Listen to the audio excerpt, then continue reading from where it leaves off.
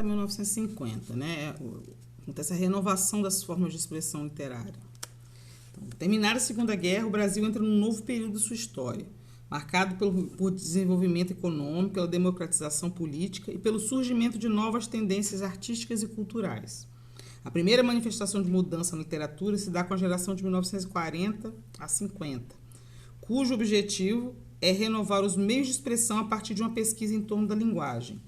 No fim da década de 1950 e início da de 1960, esse movimento convive com o concretismo, que, de certa forma, dá continuidade às pesquisas de geração de 1940 e 1950, porém acentuando seu aspecto formal. Esse é o momento em que a bossa nova e o cinema novo ganham seu espaço. No final da década de 1960, em meio à efervescência cultural, refletido nos festivais de música da TV Record, surge o tropicalismo, que representa a retomada de algumas propostas do modernismo de 1922. Com o fechamento político do país, imposto pelo AI-5, né, em plena ditadura, em 1969, e com a onda de censura, prisões e exílios, a produção artística como um todo sofre um refluxo. A partir daí, há uma dispersão cultural que tem como consequência o aparecimento de valores individuais em lugar de movimentos artísticos organizados. Esse quadro tem se mantido até o início do século XXI. Clarice Lispector, né? Vamos falar de Clarice Lispector. A pesquisa estética e a renovação das formas de expressão literária, tanto na poesia quanto na prosa, são traços distintivos da geração de 1940 a 1950. Clarice Lispector, por exemplo, né, pondo em xeque os modelos narrativos tradicionais, relativiza os limites da poesia e a prosa e obriga a crítica literária a rever seus critérios de análise e avaliação da obra literária. Então, surge no Brasil, nessa época, nesse período, né, publicações que apontam para a nova direção da literatura, sem propor uma ruptura com as conquistas modernistas, né, de 1922 e a de 30, mas também sem defender as propostas desses grupos. Os novos escritores, né, de 45, caracterizam-se essencialmente pela maturidade literária e pelas pesquisas em torno da linguagem. Durante o período de 1930 a 1945, tanto a literatura quanto as artes plásticas no Brasil foram essencialmente ideológicas, voltadas para a discussão dos problemas brasileiros. Em 1945, terminou a Segunda Guerra Mundial e no Brasil a ditadura de Vargas, né? Termina. O mundo passou a viver a Guerra Fria e o Brasil um período democrático e desenvolvimentista, né? Que chegaria à euforia no governo Juscelino Kubitschek, né? Juscelino viveu de 1956 a 1961. Menos exigidos social e politicamente, os artistas empreendiam uma pesquisa estética em busca de novas formas de expressão. Nas artes plásticas, por exemplo, a pintura figurativista, cujo centro é uma figura representativa da realidade, passou a dividir espaço com a pintura abstrata, antifigurativista, que não apresenta relação direta com a realidade. Na literatura, ao lado de obras que mantinham certa preocupação social e davam continuidade até ao regionalismo, começaram a se destacar produções literárias em que a grande novidade era a pesquisa em torno da própria linguagem literária. Na poesia, a poesia dessa geração trouxe um cenário de discussões literárias. A seguinte proposição: a poesia é a arte da palavra. Esse princípio implicava a alteração de pontos de vista da poesia de 1930, né, já que tinha sido social, política, religiosa e filosófica. O desejo de renovar a forma poética era a principal meta dessa geração, que, por causa desse interesse formalista, chegou a ser chamada de neoparnasiana. Entre os poetas desse grupo, alguns tenderam mais ao estilo culto e elevado, de feição neoparnasiana. Outros caminharam na direção da busca de uma linguagem essencial, sintética, precisa, concreta e racional, dando continuidade a algumas experiências feitas nesse sentido por Carlos Drummond de Andrade e Murilo Mendes. Panorama, a revista carioca em que foram divulgados os textos dessa geração. Entre 1948 e 1953. Né? Essa revista anunciava: somos, na realidade, um novo estado poético, e muitos são os que buscam um novo caminho fora dos limites do modernismo. Foram publicados nessa revista produções de dezenas de novos poetas, entre eles Alfonso de Guimarães Filho, Péricles Eugênio da Silva Ramos, Géer Campos, José Paulo Paes, Paulo Bonfim e João Cabral de Melo Neto, o poeta de maior destaque dessa geração, né, da geração de 45. Na prosa, várias obras significativas em prosa vieram a público nesse período, principalmente nos gêneros conto e romance. Parte dessa prosa retoma e aprofunda a sondagem psicológica que já vinha sendo desenvolvida especialmente por autores como Mário de Andrade e Graciliano Ramos. É o que se verifica, por exemplo, nos contos e romances de Clarice Lispector e de Lígia Fagundes Telles. O regionalismo fartamente explorado pela geração de 30 também foi retomado, dedicando-se a esse tipo de produção João Guimarães Rosa, Mário Palmério e outros, que procuraram dar-lhe um tratamento renovado, né, diferente da geração de 30. O espaço urbano também foi objeto de enfoque representado pelas crônicas de Rubem Braga e nos contos e romances de Dalton Trevisan, Lígia Fagundes Telles, Clarice Lispector e Carlos Heitor Coni, entre outros. E aí vamos falar de Clarice Lispector, né? Nasceu em 1926, faleceu em 1967. É um dos 3 principais nomes da geração de 45. Uma das principais expressões da ficção brasileira de todos os tempos. Né? Clarice nasceu na Ucrânia. Ela veio para o Brasil com a família, fugindo da perseguição contra os judeus durante a Guerra Civil Russa. Né? Primeiro eles foram para Maceió, depois para Recife. Né? Quando publicou sua primeira obra, Perto do Coração Selvagem, em 1944, a escritora provocou verdadeiro espanto na crítica e no público. Acostumada a certo tipo de romance, como o romance de 30, a crítica reconheceu o talento da jovem escritora, que tinha apenas 17 anos na época, mas apontou-lhe inúmeras falhas, sobretudo de construção. Álvaro Lins, por exemplo, importante crítico, né, da época, escreveu: li o romance 2 vezes, e ao terminar só havia uma impressão, a de que ele não estava realizado, a de que estava incompleta e inacabada a sua obra como obra de ficção. Clarice Lispector, na verdade, introduzia em nossa literatura novas técnicas de expressão, que obrigavam a revisão de critérios avaliativos. Sua narrativa subverte com frequência a estrutura dos tradicionais gêneros narrativos, né? O conto, a novela, o romance. Ela quebra a sequência, começo, meio e fim, assim como a ordem cronológica, e funde a prosa à poesia, ao fazer uso constante de imagens, de metáforas, de antíteses, de paradoxos, de símbolos, de sonoridades, né? E outros tipos de figuras de linguagem. Fluxo de consciência e epifania, né? É outro aspecto inovador da prosa de Clarice, né? Esse fluxo de consciência.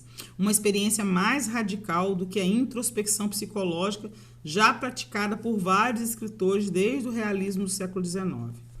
A introspecção psicológica tradicional procura desvendar o universo mental da personagem de forma linear, com espaços determinados e com marcadores temporais nítidos. O leitor tem pleno domínio da situação e distingue com facilidade momentos do passado, revividos pela personagem por meio da memória, momentos do presente e momentos de imaginação. O fluxo de consciência quebra esses limites espaços temporais que tornam a obra verossímil. Por meio dele, presente e passado, realidade e desejo se misturam, como se fosse um painel de imagens captadas por uma câmera instalada no cérebro de uma personagem, que deixa o pensamento solto. O fluxo de consciência cruza vários planos narrativos, sem preocupação com a lógica ou com a ordem narrativa. Né? Essas experiências já vinham sendo feitas no exterior por escritores como Marcel Proust e James Joyce. No Brasil, foi Clarice quem as introduziu. Muitas vezes, além do fluxo de consciência, as personagens de Clarice vivem também um processo epifânico, né? O termo epifania tem um sentido religioso, significando revelação. Esse processo pode ser interrompido a partir de fatos banais do cotidiano. Um encontrão, um beijo, um olhar, um susto. A personagem mergulhada num fluxo de consciência passa a ver o mundo e a si mesma de outro modo. É como se ela tivesse tido, de fato, uma revelação. E a partir daí, e a partir dessa revelação, passasse a ter uma visão mais aprofundada da vida, das pessoas, das relações humanas. De modo geral, esses momentos epifânicos são dilacerantes e dão origem a rupturas de valores, a questionamentos filosóficos e existenciais, permitindo a aproximação de realidades opostas, tais como nascimento e morte, bem e mal, amor e ódio, matar ou morrer por amor, seduzir e ser seduzido. Outra coisa, Clarice Lispector nunca aceitou o rótulo de escritora feminista. Apesar disso, muitos de seus romances e contos têm como protagonistas personagens femininas, quase sempre urbanas. A escritora, ao explicar sua vocação para a literatura, ela comenta, a fala de Clarice mesmo. Talvez porque para as outras vocações eu precisaria de um longo aprendizado, enquanto que para escrever o aprendizado é a própria vida se vivendo em nós e ao redor de nós. E não sei estudar. É que não sei estudar. E para escrever, o único estudo é mesmo escrever. Portanto, o ponto de partida da literatura de Clarice é o da experiência pessoal da mulher e o seu ambiente familiar. Contudo, a escritora extrapola os limites desse universo.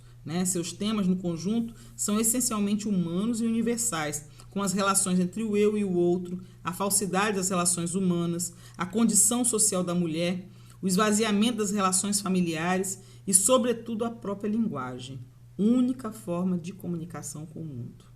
Clarice é considerada uma escritora intimista e psicológica. Segundo ela, algumas pessoas cosem para fora, eu coso para dentro, coso de costurar. Mas como toda boa literatura, sua produção acaba por envolver outros universos. Sua obra não deixa de ser também social, filosófica, existencial e metalinguística. O último livro que publicou, por exemplo, A Hora da Estrela, que foi publicado em 1977, é uma narrativa que, entre outros aspectos, aborda a condição social de uma migrante nordestina, no Rio de Janeiro, e faz reflexões existencialistas sobre o ser humano, a condição e o papel do escritor moderno e a história da própria escritura literária. Clarice publicou romances, contos, crônicas e literatura infantil. De suas mais de 20 obras, destacam-se Além de Perto do Coração Selvagem, O Lustre, romance de 1946, Laços de Família, que são um livro de contos, de 1960, A Paixão Segundo GH, um romance de 1964, Uma Aprendizagem ou Livro dos Prazeres, um romance de 1969, Água Viva, prosa, de 1973, A Hora da Estrela, romance de 1977, A Bela e a Fera, são um livro de contos de 1979. No gênero infantil, ela publicou O Mistério do Coelho Pensante, em 1967, e A Mulher que Matou os Peixes, de 1969, e A Vida Íntima de Laura, 1964, e outros.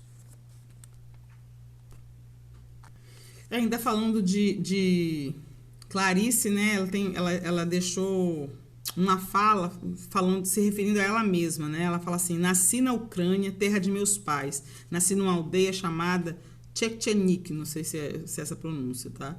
Que não figura no mapa de tão pequena e insignificante. Quando minha mãe estava grávida de mim, meus pais já estavam se encaminhando para os Estados Unidos ou para o Brasil. Ainda não haviam decidido, pararam em Tchetchenik para eu nascer e prosseguiram viagem. Cheguei ao Brasil com apenas 2 meses de idade. Sou brasileira naturalizada, quando por uma questão de meses poderia ser brasileira nata. Fiz da língua portuguesa a minha vida interior, o meu pensamento mais íntimo. Usei-a para palavras de amor. Comecei a escrever pequenos contos, logo que me alfabetizaram, e escrevi-os em português, é claro. Criei-me em Recife e nasci para escrever. Minha liberdade é escrever. A palavra é o meu domínio sobre o mundo. Quer dizer, ela, apesar de não nascer no Brasil, se declarava brasileira. E aí tem algumas obras dela, eu botei algumas obras dela. E aí vamos falar de Guimarães Rosa, Seguindo essa tradição regionalista aqui, dos romances, já largamente explorado em nossa literatura por autores de diferentes épocas e gerações, Guimarães Rosa não apenas consegue realizar aquilo que era mais impossível, que era renovar essa tradição, né, regionalista, mas também levar a literatura brasileira a um dos seus níveis mais altos. João Guimarães Rosa, né, nasceu em 1908, faleceu em 1967, mineiro de Cordisburgo, desde cedo mostrou interesse por línguas e pelas coisas da natureza, bichos, plantas, insetos. Formou-se em medicina e exerceu a profissão clinicando pelo interior de Minas Gerais, né, onde recolheu importante material para suas obras. Em 1974, ingressou na carreira diplomática, no exercício de cargos diplomáticos, inclusive de embaixador. Viveu em vários países, sempre escrevendo e ampliando seus conhecimentos sobre línguas e culturas diferentes. Guimarães morreu em 1967, 3 dias depois de tomar posse na Academia Brasileira de Letras. Como escritor, Guimarães Rosa é uma das principais expressões da literatura brasileira. A genialidade de sua obra tem deslumbrado unanimemente as várias tendências da crítica e do público. Embora já tivesse ganhado em 1936, com o livro Magma, o concurso de poesia promovido pela Academia Brasileira de Letras, Guimarães Rosa estreou somente em 1946, com o lançamento de Sagarana, que é um livro de contos. De cunho regionalista, a obra surpreendeu a crítica em virtude da originalidade de sua linguagem e de suas técnicas narrativas que apontavam uma mudança substancial da velha tradição regionalista. 10 anos depois, o autor confirmaria as expectativas, dando a público de uma só vez, em 1956, 2 obras-primas, Corpo de Baile, né, novelas, e Grande Sertão Veredas, que foi um romance. Publicou ainda Primeiras Histórias, publicada em 1962, e Tutameia, Terceiras Histórias, em 1967. Atualmente, a obra Corpo de Baile é publicada em 3 partes, Manuelzão e Miguelim, no Urubuquaquá, no Pinhém e Noites do Sertão. Essa Grande Sertão Veredas também foi uma minissérie que a Globo produziu, né? E aí vamos falar da novidade da linguagem, né? A tradição regionalista na literatura brasileira é antiga. Começa com os românticos, né? José de Alencar e Visconde de Tournai. Passa pelos autores naturalistas e pré-modernistas, como Domingos Olímpio e Euclides da Cunha. E pelos modernistas da geração de 30, como Graciliano Ramos e José Lins do Rego. Em todos esses momentos da prosa regionalista, sempre se apresentou aos autores um problema de difícil solução: a linguagem. A que linguagem, né, vai ser empregada? O autor deveria empregar a variedade padrão ou uma variedade regional? Ou as duas? Né? A solução para esse problema quase sempre foi a da mistura. O narrador empregava uma língua culta, com alguns termos regionais, e as personagens utilizavam a linguagem típica da região. O emprego da língua regional, nesse caso, quase sempre ficava no nível do vocabulário. A grande novidade linguística introduzida pelo regionalismo de Guimarães Rosa foi a de recriar na literatura a fala do sertanejo, tanto no plano do vocabulário como no da sintaxe, né, que é a construção das frases, e no da melodia da frase, dando voz ao homem do sertão por meio de técnicas com foco narrativo em primeira pessoa, o discurso direto e o discurso indireto livre. A língua falada no sertão está presente em toda a obra, como resultado de inúmeros anos de observação, anotações e pesquisa linguística.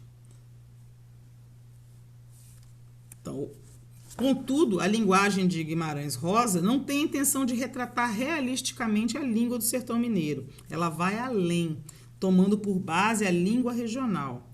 Guimarães recria a própria língua portuguesa por meio do aproveitamento de termos em desuso, da criação de neologismo, né, criação de novas palavras, do emprego de palavras tomadas de empréstimos de outras línguas, e da exploração de novas estruturas sintáticas. Além disso, a narrativa faz uso de recursos mais comuns à poesia, tais como o ritmo, as aliterações, as metáforas e as imagens, obtendo assim uma prosa altamente poética situada no limite entre a poesia e a prosa.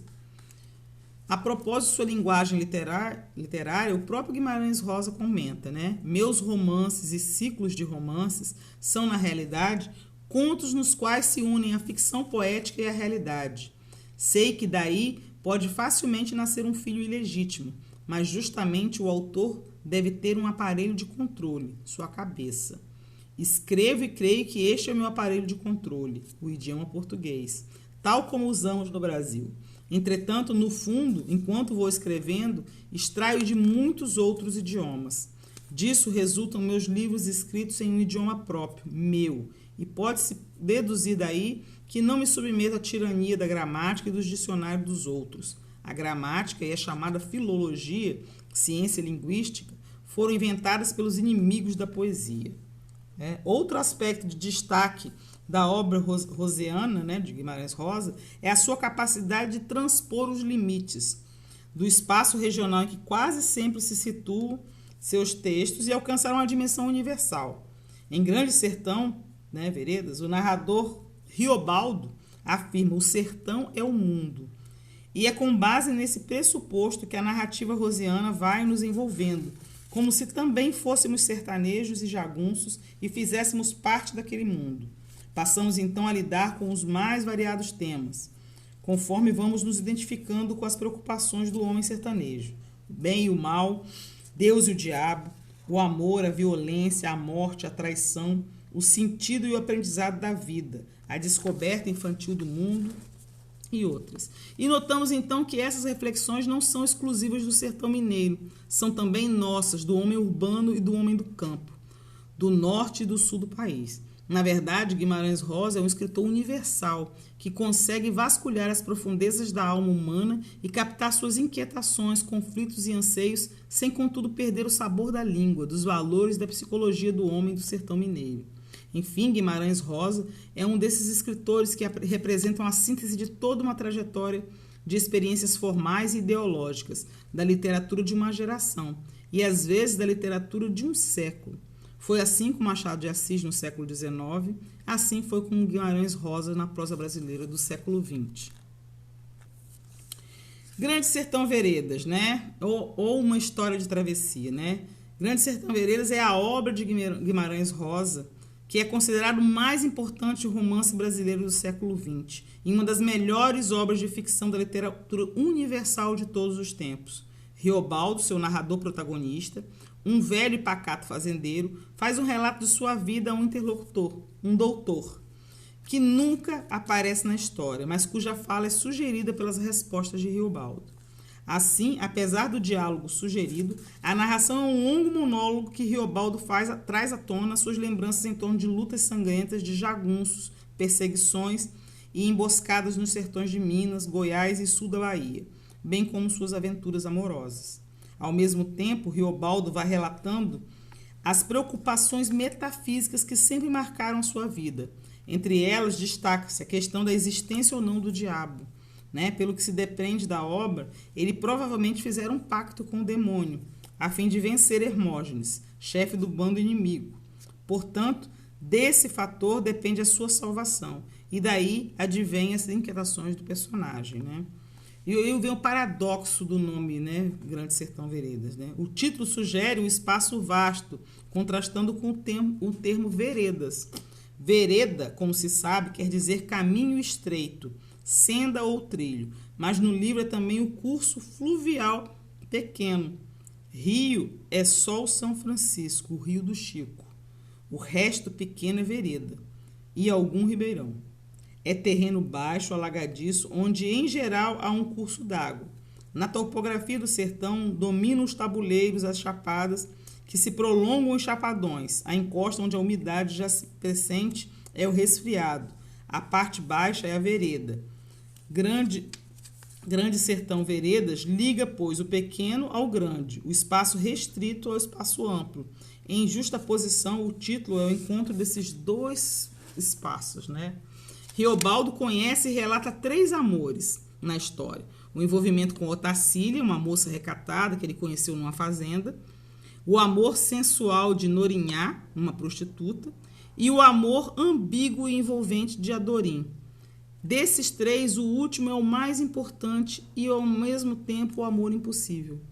De Adorim é um nome íntimo que só Riobaldo conhece, de Reinaldo, jagunço valente e o melhor amigo de Riobaldo. Ele entrara na guerra porque queria vingar a morte do pai, o chefe Joca Ramiro. A descoberta do amor por Diadorim surpreende Riobaldo, que nunca tivera nenhum traço homossexual. Apesar disso, o amor crescia incontrolavelmente. Mas Diadorim, conforme diante de mim estava parado, esse é um recorte do texto, tá? Reluzia no rosto com uma beleza ainda maior, fora de todo o comum.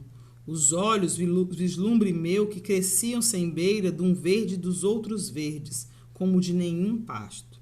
De que jeito eu podia amar um homem, meu de natureza igual, macho em suas roupas e suas armas, espalhado rústico em suas ações? Me franzi. Ele tinha culpa? Eu tinha culpa? Então, no término da obra, depois que Diadorim mata Hermógenes e é morto por ele no encontro final, os corpos são recolhidos para serem lavados. Então é que se descobre que Diadorim era mulher, era Diadorina, né, que era o verdadeiro nome dela. Que aí se disfarçara de homem apenas para ser aceita no bando e vingar a morte do pai. A revelação leva Riobaldo ao desespero. Uivei Diadorim. Diadorim era uma mulher. Diadorim era mulher como o sol não acende a água do rio Urucuia. Como eu solucei meu desespero. A travessia está presente em vários momentos da obra. Uma difícil travessia que certa vez Riobaldo faz do Rio São Francisco, a travessia do sertão, do amor e do medo, a travessia da morte e do diabo, e também a travessia que Riobaldo faz da sua própria vida ao repassá-la na memória e contar sua história ao interlocutor. Somente no final da narrativa é que as coisas fazem sentido para Riobaldo, e o sentido da vida também fica claro, porque aprender a viver é que é o viver mesmo. E chega a uma conclusão sobre sua dúvida inicial. O diabo não há, é o que eu digo. Se for, existe é homem humano. Travessia.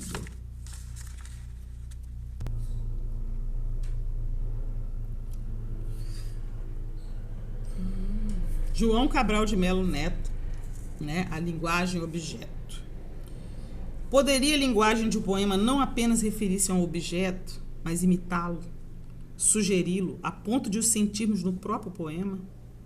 Essa é uma das preocupações de João Cabral de Melo Neto, poeta que se interessou também pelos problemas sociais do Nordeste, por temas relacionados à arte e por futebol.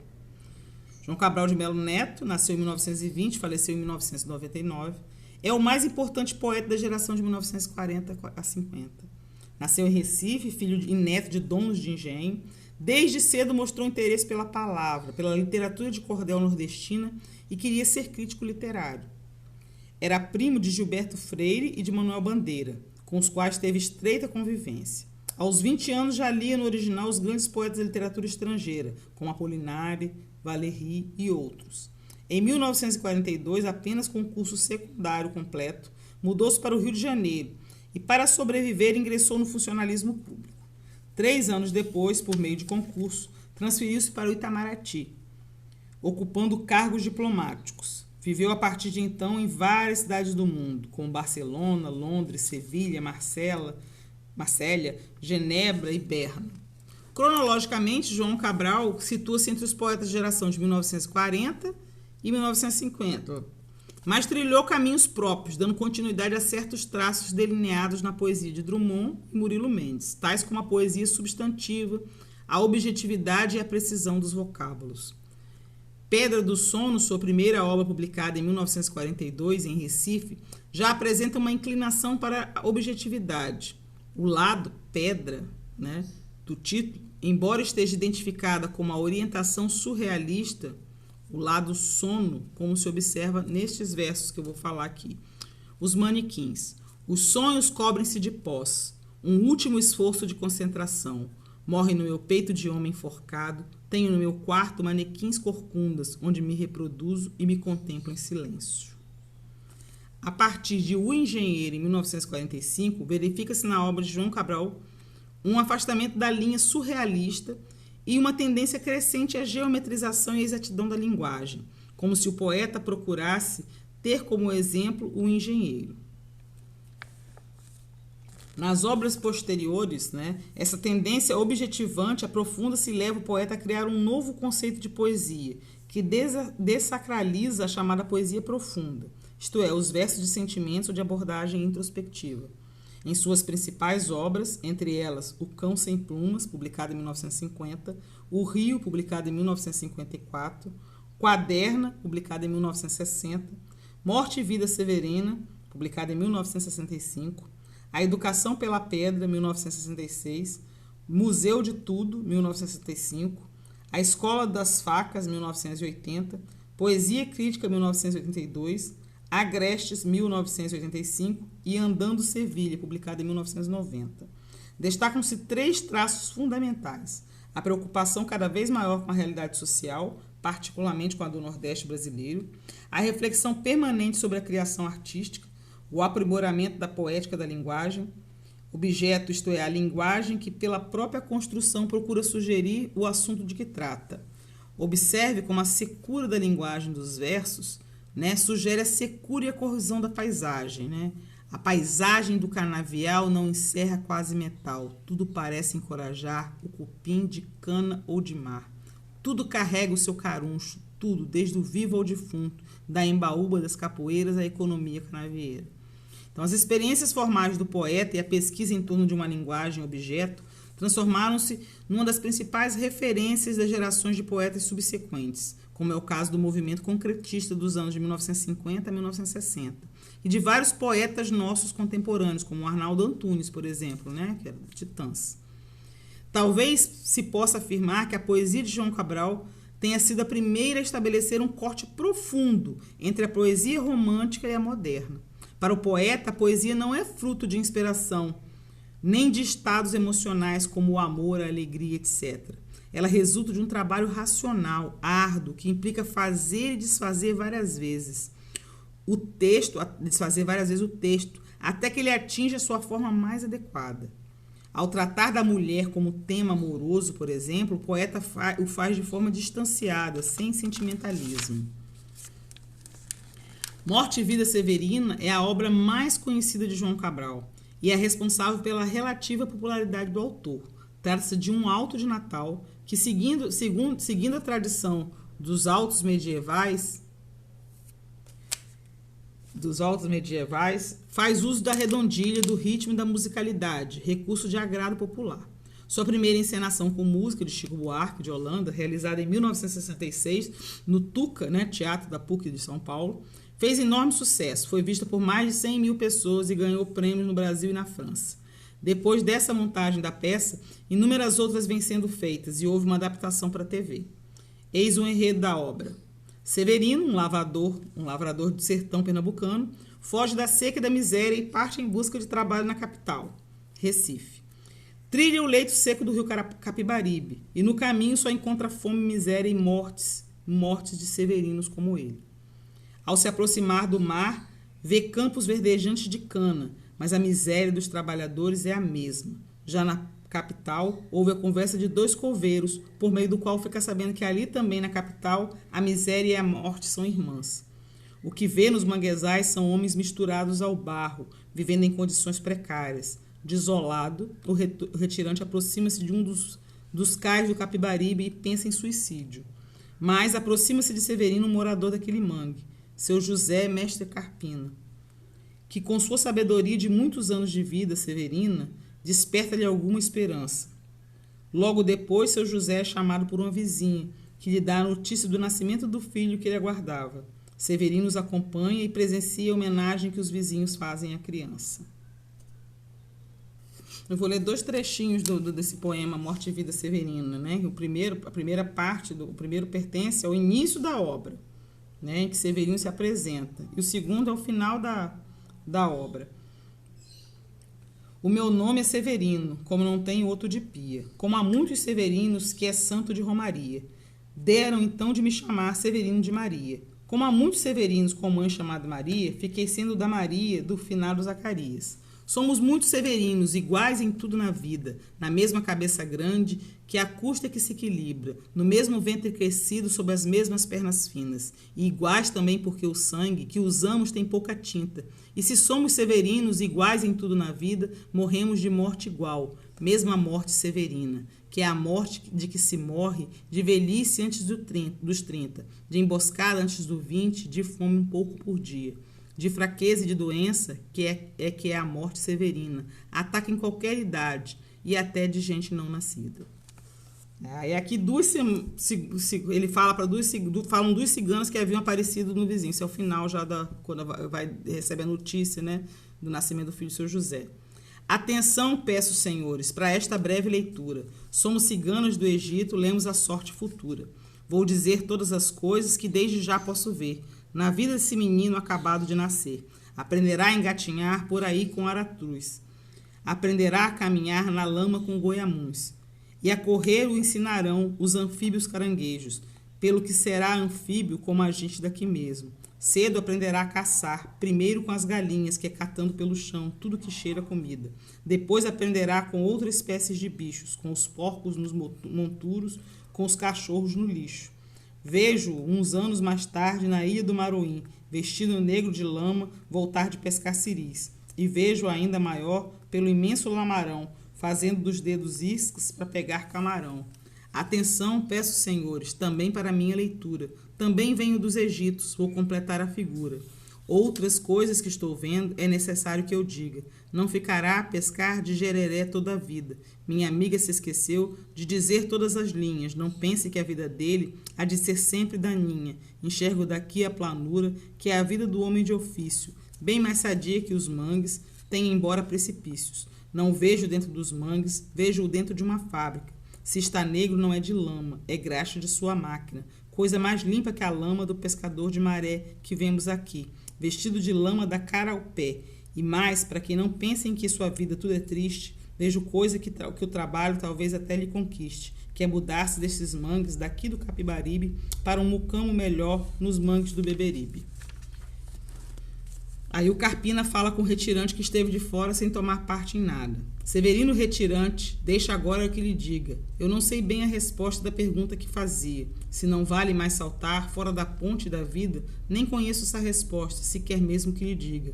É difícil defender só com palavras a vida, ainda mais quando ela é esta que vê Severina. Mas se lhe responder não pude a pergunta que fazia, ela, a vida, a respondeu com sua presença viva. E não há melhor resposta que o espetáculo da vida. Vê-la desfilar seu fio, que também se chama vida. Ver a fábrica que ela mesma teimosamente se fabrica. Vê-la brotar como há pouco em nova vida explodida. Mesmo quando é assim pequena, a explosão como a ocorrida, mesmo quando é uma explosão como a de pouco franzina, mesmo quando é a explosão de uma vida severina.